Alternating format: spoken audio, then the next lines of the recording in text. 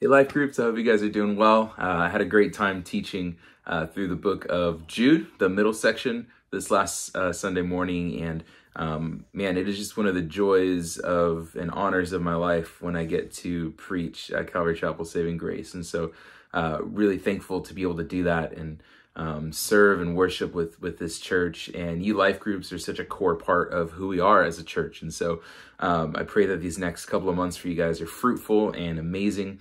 And so tonight you guys are going to be talking about the book of Jude. Like I said, it wasn't like a warm, fuzzy message, but I think there was a lot of good content in there, things for us to think through, understanding our Old Testament, being saturated with Scripture, having all the tools that we need to spot false believers, false teachers in our midst, so that we're able to contend for the faith. And so questions I have for you guys, I know there was a kind of a boatload of just information about the Assumption of Moses and First Enoch stuff. Like you guys have probably, a lot of you guys have probably never really thought that much about Old Testament stories. Maybe a lot of you guys have, and you've had questions about it. So first question is about, did you guys learn anything new that was helpful or just informative for you? Also asked about what are some of the consequences if we don't contend for the faith, if we're not really on our guard against false believers and false teachers in our midst and looking out for those markers of those type of people.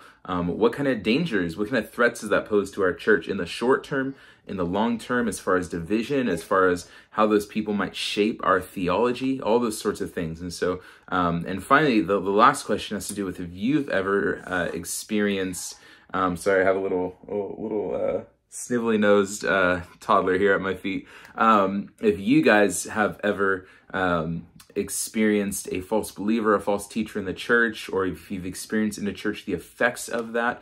Obviously, for that question, I asked that, there's no need to use names or anything like that. Be general, but I think having a testimony of how that's worked out or how you've observed that working out in a church could be really helpful. So maybe if any of you guys have some practical experience with that type of thing, I think that'd be cool to share as well. And so again, hope you guys have a great night. I love you guys and praying for you. And yeah, thanks again for letting me serve and worship with all of you at our church. Calvary Chapel Saving Grace is a true blessing to be a part of.